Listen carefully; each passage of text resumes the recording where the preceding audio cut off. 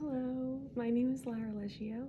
I'm a second year graduate student at JMU, and I was asked to share my testimony, so here it is.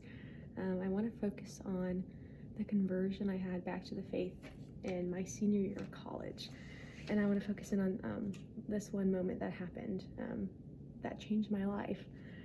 So before I talk about that, why am I nervous? I want to preface what my life was like before. So through college, I subscribed to everything that the world said would satisfy me, and I was ultimately left exhausted and dissatisfied. I had every reason to be completely happy. I was constantly surrounded with friends. I knew what I wanted to do with my life. I had applied to grad school. I was in facey organizations. I was dating the guy, like Mr. UF, who was life of the party. We were prom king and prom queen. Every label that should have said you're doing everything right didn't make me feel that way. But I got to this point where this moment where I said, is this really it? Is this gossip and these friendships and this relationship and this cycle of use and this apathy, is this really it? Because the world says that like I should be thriving right now in this like last semester of college, but I just feel so apathetic. And so I'd always been in a Bible study, and I was raised Catholic, but it was more like we go to church on Sundays, and that was really that was it. And then my focus missionary, Caitlin Bishop, said, you should come to Seek. And so I went to Seek, and that was at Seek is where I had this moment where my entire life changed. So the verse that I want this to be like the center of it is Psalm 27:8. Come, says my heart, seek his face. And Seek 2019 gave Jesus a face. For me, it made him a person. And when that he's always there, I was the one who needed to be present. So it was the third day of Seek, and I said, okay, seems like everyone's going to confession. Maybe I should go to confession.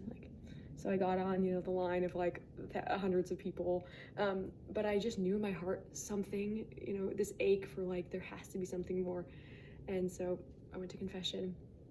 And for the first time in my life, ever, I gave this completely honest confession, and I just said everything. All of the stuff between me and this boyfriend, I said, this is what I've been doing, and I've been doing it for this amount of time, and I haven't cared. And I was just like mortified, but like I didn't feel mortified because the priest was just making eye contact with me, and he was just looking at me so tenderly. And he and I said, I haven't cared, and I've done this, and I've done this, and I just laid it all out. And I don't remember what he said to me. For the life of me, I don't remember, but it was, the way he made me feel was, God is just delighting in you so much right now that you're sitting here, and you say you want to love him, but the desire to love him is loving him. And I remember vividly this moment of walking out of the ballroom, and I knew I was walking, but I couldn't feel my feet touching the floor, and everything was just like so bright, like all the windows were just like yanked open to my life all at once. And I just felt this feeling like I've never felt before in my life, and I've never to this day have felt anything like it. And in that moment, I knew I have to change my life. I have to change my friends. I have to break up with this boy. I have to drop my sorority. I have to change everything because now I know. And it was incredible. And it was my first ever encounter with Jesus was with his mercy. And so from this, I had to really accept this cross of it happening late, because that was a really hard pill for me to swallow, because I felt like I had missed out on so much. After I had this moment of, why did you wait till my last semester in college? Like, why didn't this happen in my first semester in my freshman year? I could have had all Catholic friends.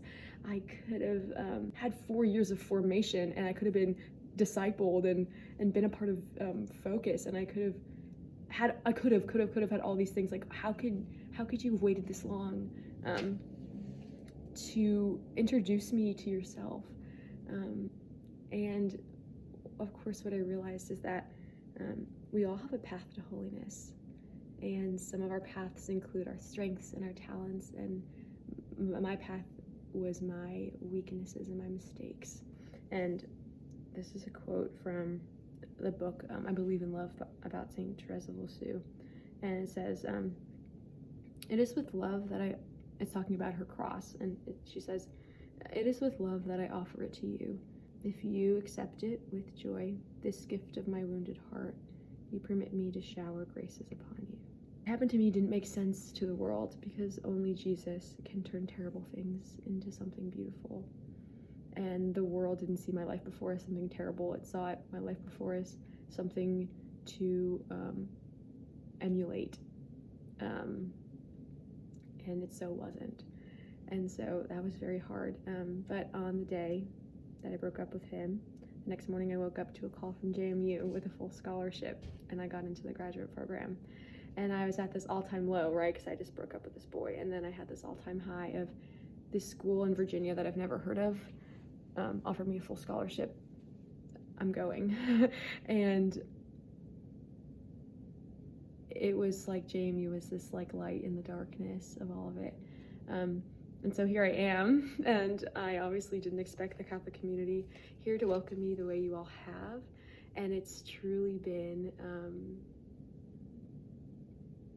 the biggest joy of these last 2 years, being at CCM and being welcomed like I'm an undergraduate student, even though I'm not, and being loved so well and taught so much, because it is here that I really was formed the ways that I couldn't have been at the University of Florida. So I am so thankful for this community and for Sarah for asking me to share my testimony. Thank you so much, and enjoy tasty takeout.